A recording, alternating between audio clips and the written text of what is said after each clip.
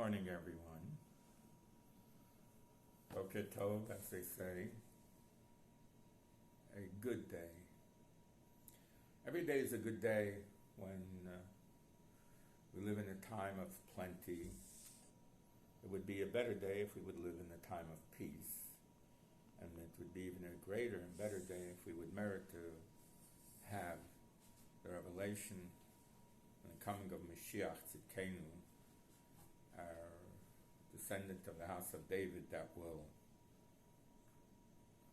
bring peace and brotherhood and unity to all of the world, all of its peoples, and especially to the Jewish people. As we come to the end of our 13 principles of Maimonides, touched upon last week and the previous weeks before, my name is Rabbi Eliezer Rifkin, Regional Director of the Chabad Houses of Central Florida, founder of them, responsible for them. Achayus, the responsibility lies with me, as Rabbi Chadakov said.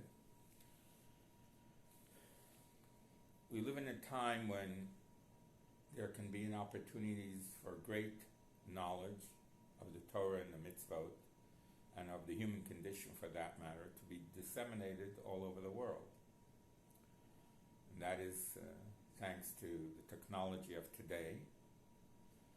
And therefore, no one can really have an excuse to say, I didn't have or live in a place where there is Torah learning.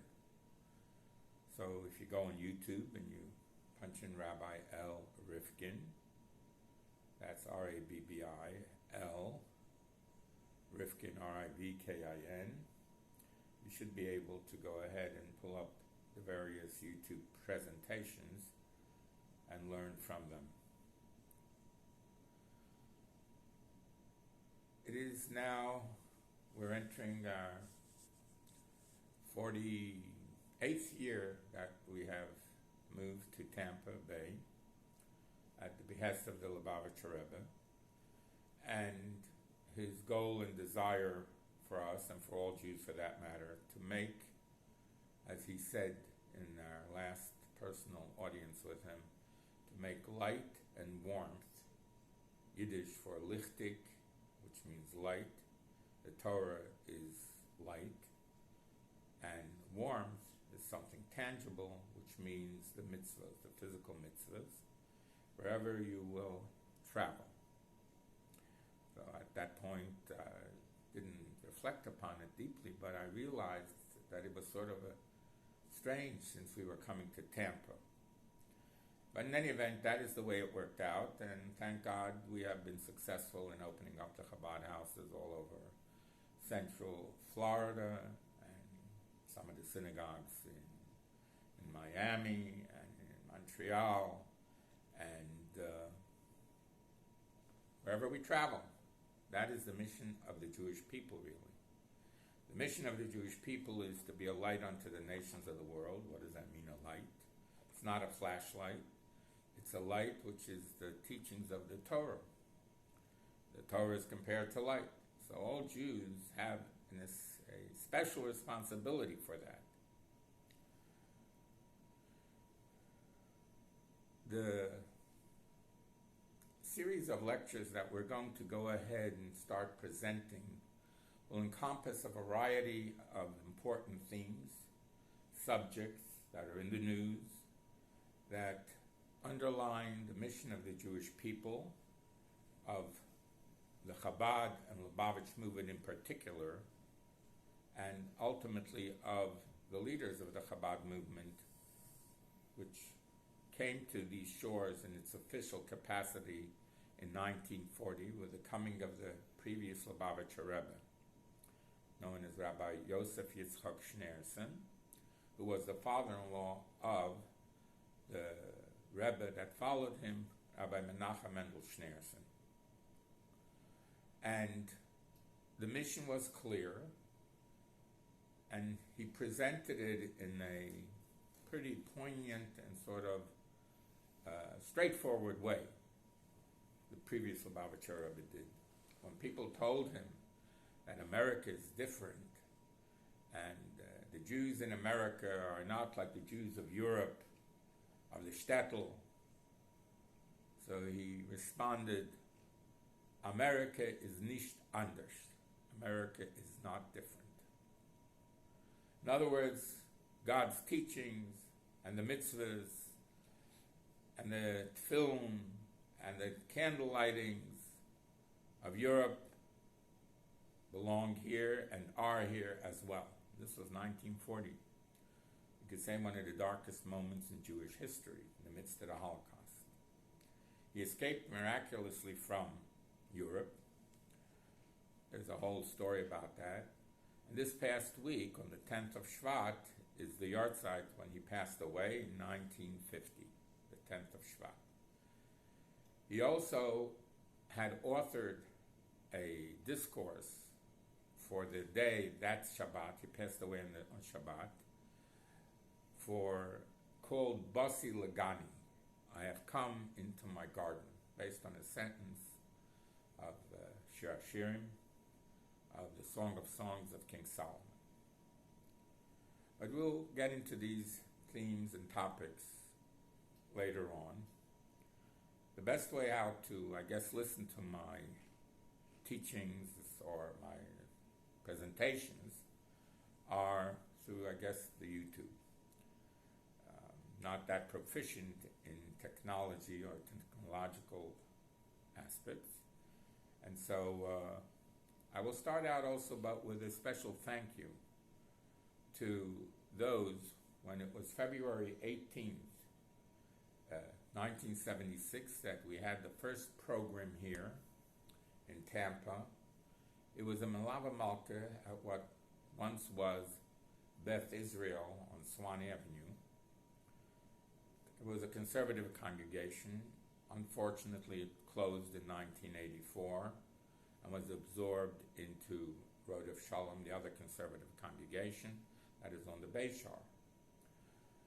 It was, in many ways, very exciting to be able to present the first teachings of Chabad Rebbes on a Saturday night, the Mitzvah Shabbat, when we escort the Queen, the Sabbath Queen, from the Sabbath day, from the Shabbat day, on to the 6 days of the week, and we go back to our work.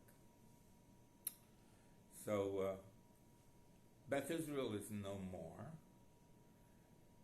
and now it's some medical offices. I think it's 2100, 2011 Swan Avenue. You can look at it. And at that time, the president was Mr. Ben Greenbaum, a Jew who had come here from the Detroit area, was one of the founders of Chabad. And I will, in the course of our lectures, try and present some of these historical footnotes. But I do want to say a very special thank you to Attorney Stan Rosenkrantz, who was at one point president of Shari Zedek, the Reformed Temple down the road on Swan Avenue, who as president of Federation welcomed the Chabad and gave us our first initial donation or funding from Federation, which was $1,000, which we used to help start the Chabad House at the University of South Florida. And from there, the rest is a continuum of history and of growth. For nowadays, we have over 30 Chabad centers in Central Florida, and we have been able to help strengthen the Hillel Community Academy with the Yeshiva track, and we now welcome the Tampa Torah Academy with a higher level of Judaics for those that desire and need that, especially in the older grades here in Tampa and their Kollel. So the portion that we read is Beshalach.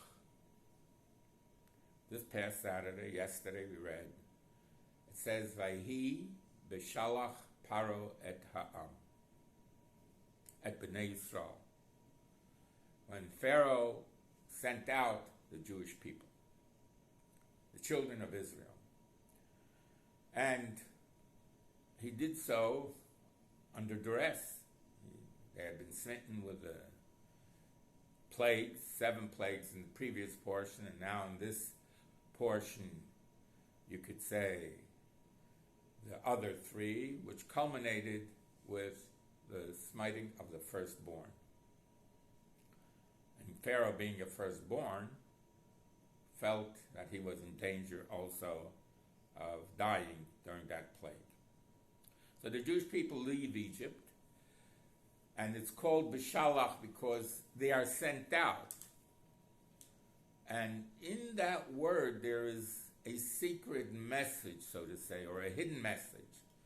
The word shalach is also the root word for shliach, the messenger, to receive the Torah at Mount Sinai, which is the guidebook through which the Jewish people and all of humanity and all of the other 70 nations, all the 70 nations, are to civilize themselves and run the world that they were given by God, who created it, as we read in the story of Genesis, for it to be a garden, and a garden needs to be tended to, and that is the purpose of humanity, to tend it and make it into a beautiful garden, pleasant garden, a flourishing garden, a garden of beauty, rather than, God forbid, when we sometimes go off the beaten path and end up in a desert or a forest or a wilderness with destruction. In this portion also there is the splitting of the sea.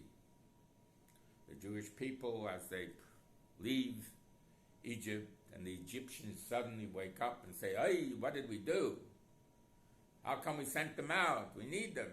Our economy has ground to a halt. Our construction projects have ground to a halt. We need the Jews." And so Pharaoh decides to pursue them.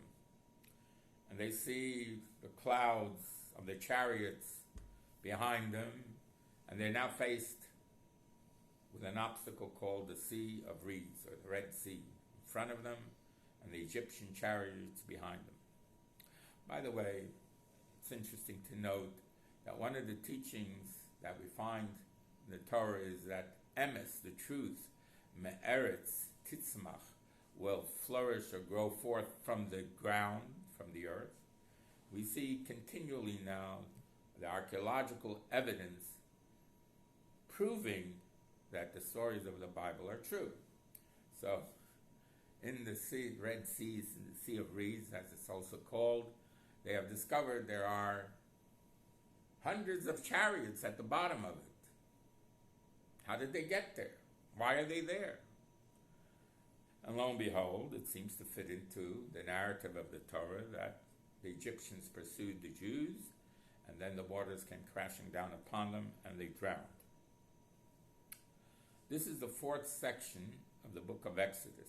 The book of Exodus, or Shemot as it's called, which really means names, indicates that all of the purpose and all of the stories in this particular second book of the 5 books of Moses is the story of Egypt being brought down, and of the Jewish people receiving the Torah at Mount Sinai and preparing to enter into the land of Israel.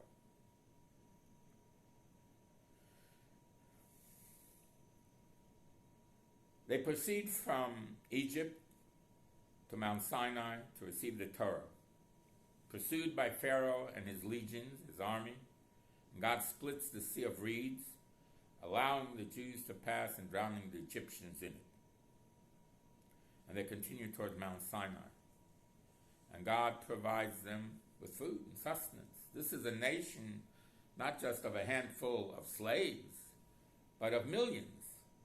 For there were 600,000 from age 20 to 60 males. And then if you extrapolate out, you'll go ahead and find that there are the women, the old, the young, etc. You're looking at a nation of millions that left Egypt. And God provided them miraculously with a manna from heaven and water from the rock. Just as they approach their destination, the Jews are attacked by another nation called Amalek. Amalekites were a nation who knew about the miracles that had been brought forth for the Jewish people to escape Egypt. But they said anyway, we are going to attack them. We're going to show the world that we're not afraid of their God.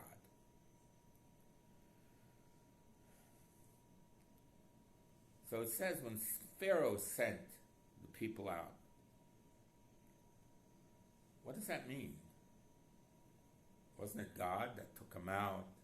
Wasn't it Moses that delivered them out and Aaron? Why do we give credence to Pharaoh? He beshalach parai, when Pharaoh sent them out. I mean, after all, he was evil. And of course, this brings us to the realization and the understanding that everything that's in the world is created to serve God. And that includes the powers of impurity and of evil are also part of God's creation in order for us humans to have freedom of choice. You cannot choose if there's only one thing that's there, the godly, the good. So in order for humans and their actions to be meaningful, God created both sides of the coin. And therefore, Pharaoh has a purpose too. Pharaoh, it says,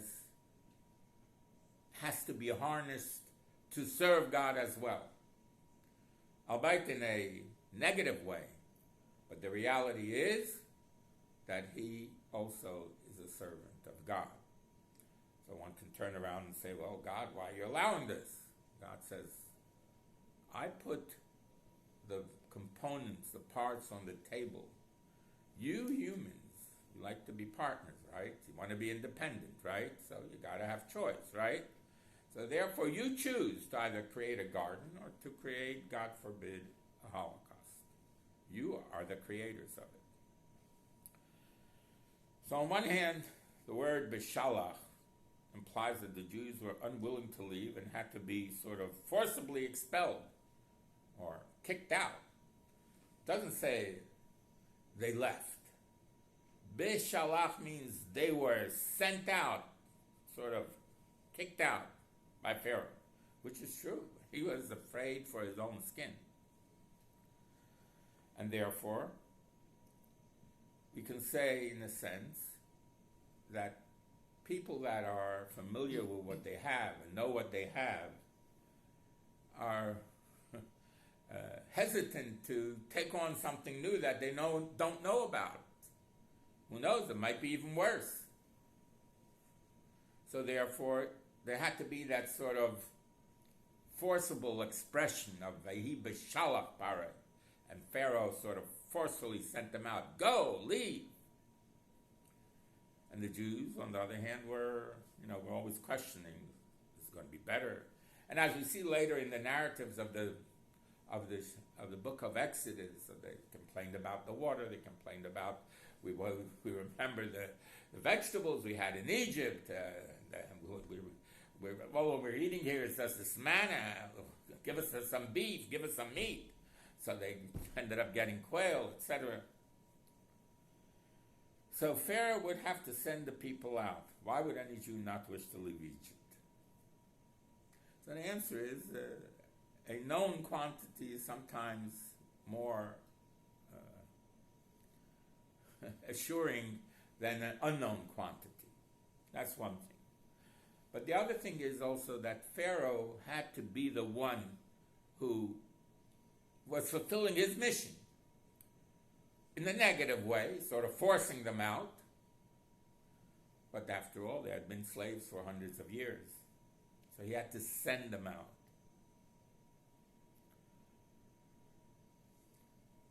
We as a people have as our mission to be a light unto the nations of the world. And by that, it means we are to teach them the ways of the Torah and the mitzvot that apply to all the nations, whichever particular mitzvot, and the mitzvot that apply to us as a Jewish nation, and within the Jewish nation to the various levels of the Jewish people, the Kohen, the priests, so to say, the Levites, the Israelites, the farmers, the employers, the employees. There are commandments for everyone. The Torah speaks to us on the way we live. It's not some sort of a historical novel. It teaches us how and what we should be. And God goes ahead and takes the Jewish people in a roundabout way to take them out of Egypt because, what are we doing in the desert here? Let's go back to civilization. Or in a sense you can say, what are we doing here in America? In the US of A, some of the commandments of the Torah underline the fact that the Jewish people have to live in the land of Israel and cannot leave the land of Israel except in rare instances for the purposes that are allowed.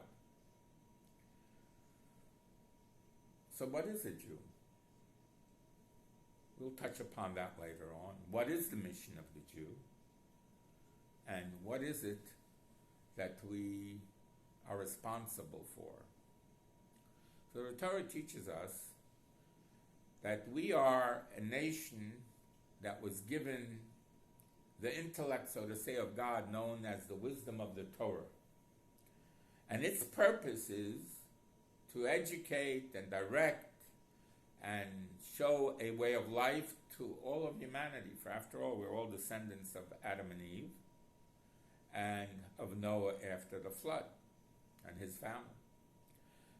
So we are responsible to be able to bring that about, and that is through our, in a sense, you could say in a negative way, being dispersed throughout all of the nations of the world. Wherever you turn, you'll always find some Jews somewhere. The reason is because we were given the intellectual power, the head, so to say, of humanity to convey God's teachings to humanity, which is the Torah. And in one form or another, all the other religions have picked up on that and incorporated it into their religions, those that are familiar with the development of the various other religions of the world.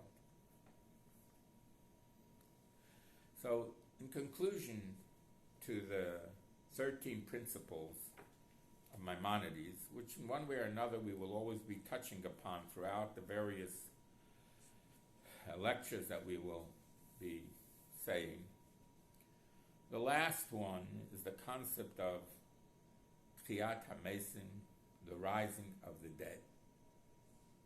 In other words, dead or death will be conquered in the end. When did death make its appearance? Anyone know? So if you read the beginning story of Genesis, in that first week of the creation, Adam and Eve created a misstep by eating from the tree of knowledge, a sin, and therefore God said, these are the consequences of it, and you can read it there. And at the same time also, we don't want this imperfection to have permanence, so I will not allow you to eat from the tree of eternal longevity. Because then you'll give imperfection a continuum without end, and we don't want that. That will be changed at the time of the Messianic age, when that perfection will again be brought back. But until then, there is that concept of imperfection in the world, and therefore that will change, because ultimately everything comes from God. And God gives the energy and the resources, so to say, and the tools for humanity to do its job. And for the stage known as the cosmos and planet Earth, and the various planets and solar systems, and the myriad of stars to be the finite stage upon which humanity has to act out, so to say. So it's good to know that there is not an end at the time of physical death, but there is a continuum of life and consciousness and the other dimension where we pass on to. And it will become evident when we reach that stage. So be reassured that you will have to give an accounting of what you accomplished in the finite physical world and stage over the 80, 90, 120 years that you have been around here, because the concept of justice must require a concept of accounting. And as Maimonides said, and also a concept of reward and punishment. Otherwise, it would be unjust if the evildoer and the righteous one end up with the same result. This is one of the 13 principles of Maimonides. So our actions in this world create for us, so to say, a bank account of good things in the next dimension, the next world, the Olam Haba, the world to come.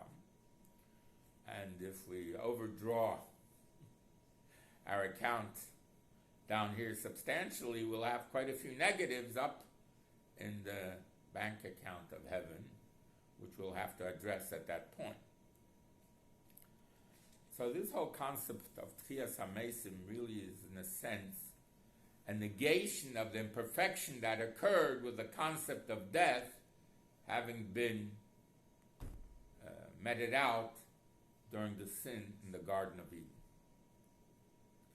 And therefore the Tchiat HaMesim, the rising of the dead, which will be something that we can't comprehend really. We don't have the tools yet to understand how and what it will come about, but we are getting, as we advance in science, more inklings on how that can happen, whether it's the concept of cloning, which is like something unheard of in the 60s, even the 70s. Now suddenly we see that potential is there to bring back those that, in a sense, have died physically. And therefore, we are responsible as Jews for how the world behaves, and ultimately have a responsibility to encourage and direct it. And that is represented also in the name Yisrael, or Israel. The Hebrew letters of the word Yisrael also spell two words in Hebrew. Li, to me, Rosh, a head. You were given the responsibility of being the head to humanity and to the nations of the world. The head speaks, the head directs, the head is responsible for the welfare and well-being of the body more so than any other organ of the body. So when we enter into the period of Mashiach, the Rambam writes in numerous places that the physical world will still look and function the same way, but what a world it will be. There will be no more struggle, no more suffering, no more illness, no more difficulties. Life's challenges will disappear, with everyone enjoying the best of everything: good health, financial security, and general tranquility. No more hospitals, no more need for doctors, no more foreclosures. You will be able to have everything you need. Well, what that really means to us, finite human beings, is hard to comprehend. But then God, who is infinite and has the power to create everything instantaneously, is able to bring that all about. And all our dreams will be unhindered. The roadblocks will be removed, and we will be able to accomplish all that we desire for good, because there won't be any more the impurity of evil in the world.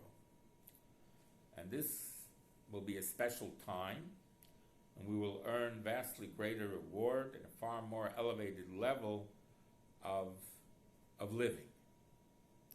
But we don't really understand exactly what that means. Essentially, the world of Mashiach, and then later on into that period of the Tchias HaMesim, the rising of the dead, are something that we can't really understand. It's a great, wonderful thing to anticipate and hope for, but it hasn't happened, unfortunately, yet. For whom will the rising of the dead be? So Rambam, Maimonides, a philosopher, great doctor, and great scholar and codifier of Jewish law, writes that although practically every Jew and every righteous human being will have the world to come and all the benefits of it. And it's hard for us to comprehend how that will be. But the concept of evil and evil individuals will not be.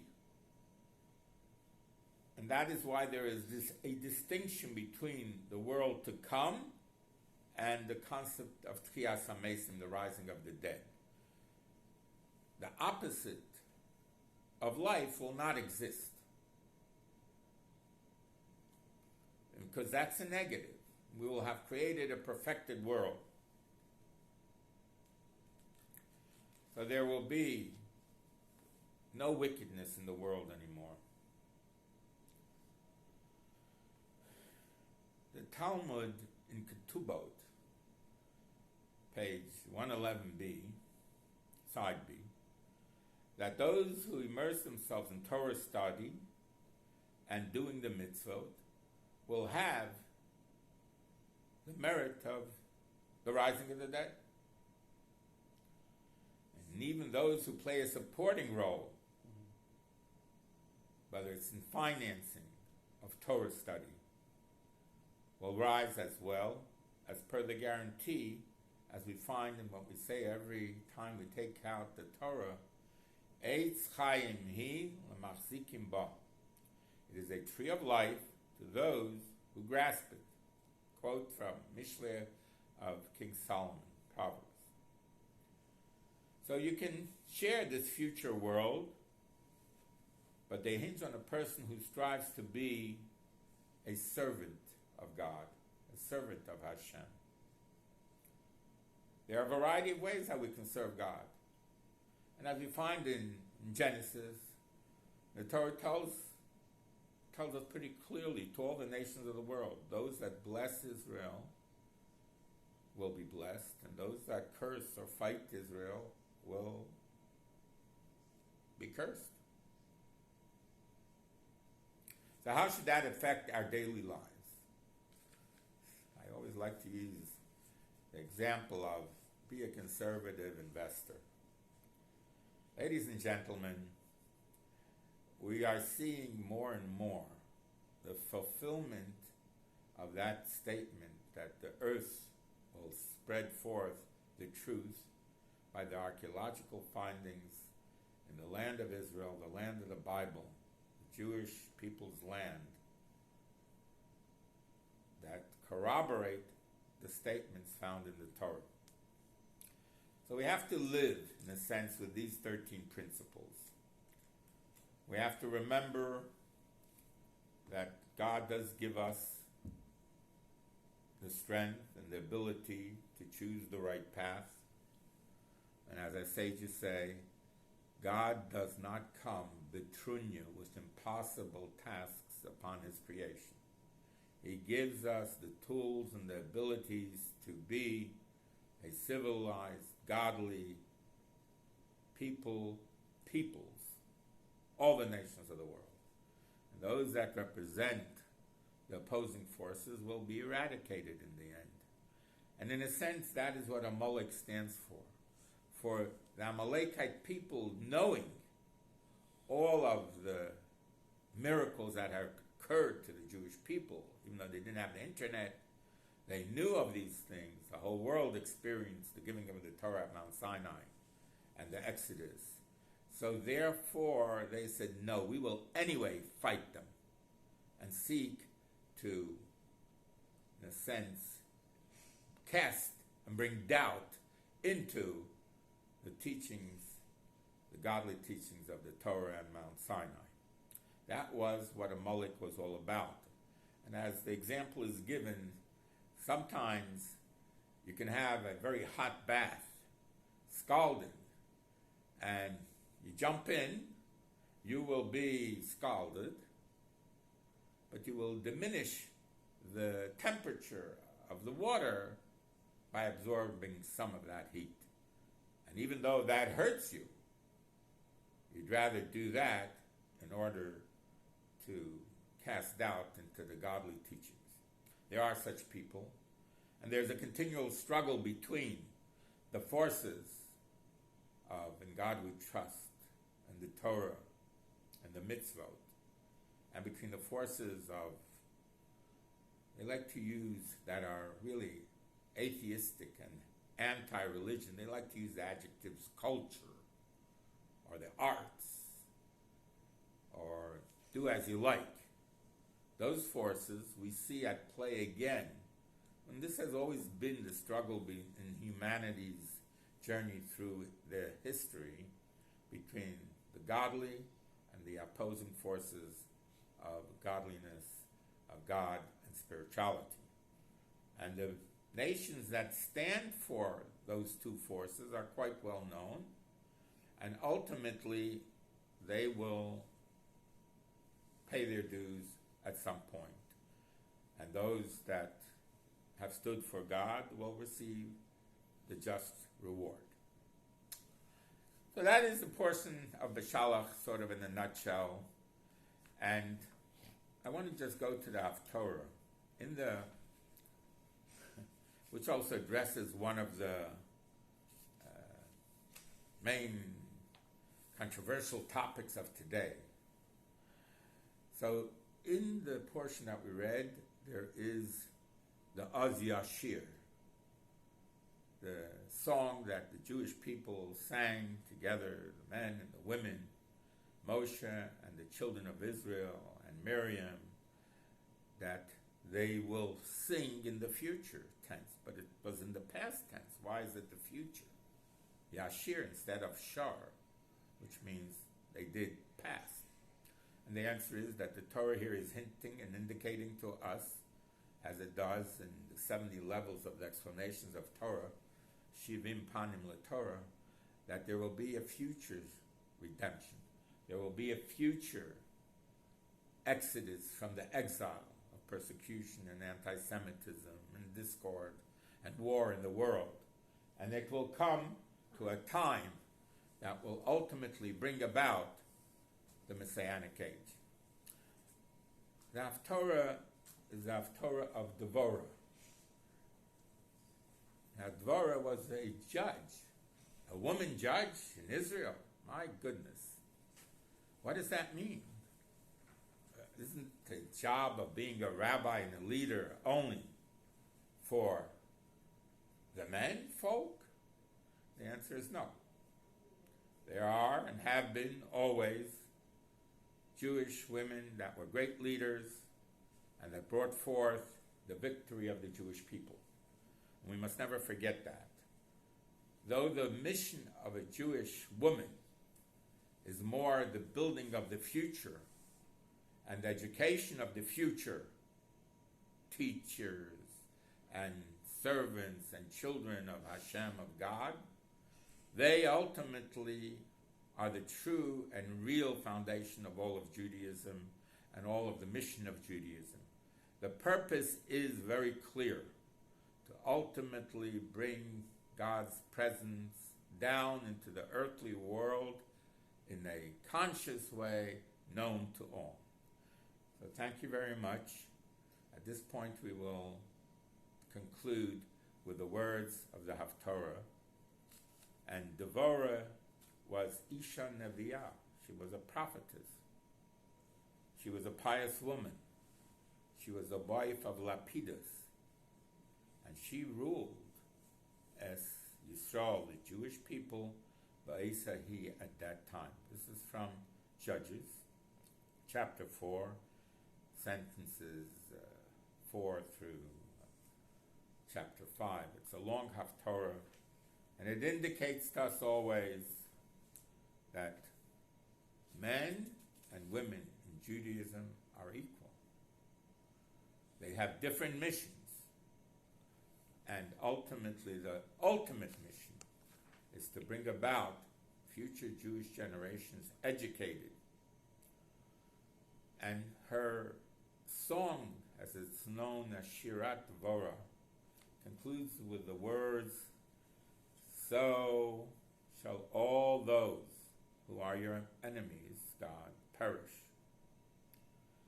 Those who love you will be like the sun rising in its might. And the land will rest from its enemies," as she concluded, for 40 years.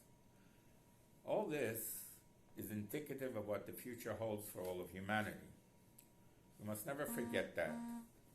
And though there are times when there are ups and there are downs and we struggle, we must remember that even in the darkest moments, when the previous Lubavitcher Rebbe came to these shores in 1940 and passed away in 1950, 10 years later, there is hope, there is light, there is Torah, and there is growth for the Jewish people. Just go and read up on your Pew studies, the famous Pew studies that tell us in what direction the Jewish people are going and how we must adjust it if we want to have a future continuum. It takes courage to be able to say sometimes that we are wrong, it didn't work what we tried to do in America for the past 150 years. But the reality is that what works is in the numbers and in unity when we are united. As you look at the picture of the 7th Lubavitcher Rebbe behind me, you'll note that he's holding the lulav and the etrog and the 4 kinds as they're known, all bound together to fulfill the mitzvah of the holiday of Sukkot, which corresponded to the Exodus. That's where we got the concept of dwelling in Sukkot or in booths when we traveled in the desert. That we trust in God, and all of us have a part in that mission and are required and needed to fulfill the mission. You will have the etrog, which has taste and smell. So to say, the taste is the concept of knowledge, and the smell is a tangible smell, and taste is taste, and smell the mitzvot. Then you have the concept of the myrtle, which has only smell. You have Jews that they know about Judaism, but they don't really practice it.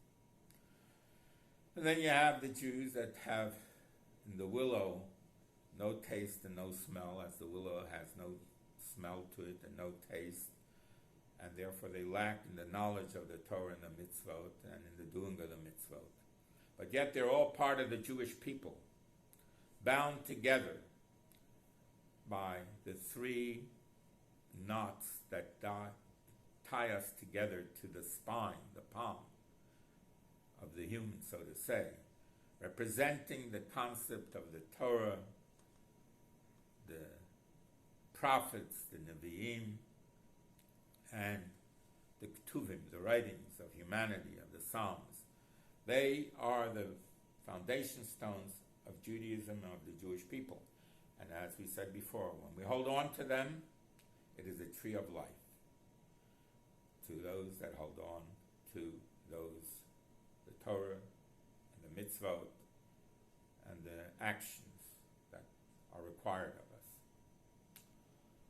So, reminiscing a little bit about what started out in 1976 and going forward, one of the great astonishing things which I'm sort of going to incorporate into these weekly lectures is the fact that we started the first Jewish radio program. It was 1978, and Hyde Park was a ramshackle type of neighborhood in decline, and a young man comes to me and says, there's a need for a Jewish program. Someone wants to do something. Would you like to do that? I didn't know anything about it, but if it's a venue that can reach out to all the four corners, so to say, of Hillsborough and Sarasota and Manatee and Orlando counties, I was ready to take it on. And so the Jewish Sound was born on WMNF 88.5 on your FM dial, and I was the first host. And it created quite a storm, I must say, to the point where emergency meetings had to be held by various establishment organizations. How do we stop this? But thank God we didn't have to stop it. It has continued in one format or another, with it continuing through Mike Eisenstadt, and before him, Oded Salpeter, and before that, Rabbi Werdy, my program director, and before that, myself. And it has been a source of Torah music, of Torah learning, and of Jewish culture and music as well. We will continue to try and bring this forward into the new technologies of today. Thank you, and have a successful and shalom week, a peaceful week. May we merit to see that. Thank you very much.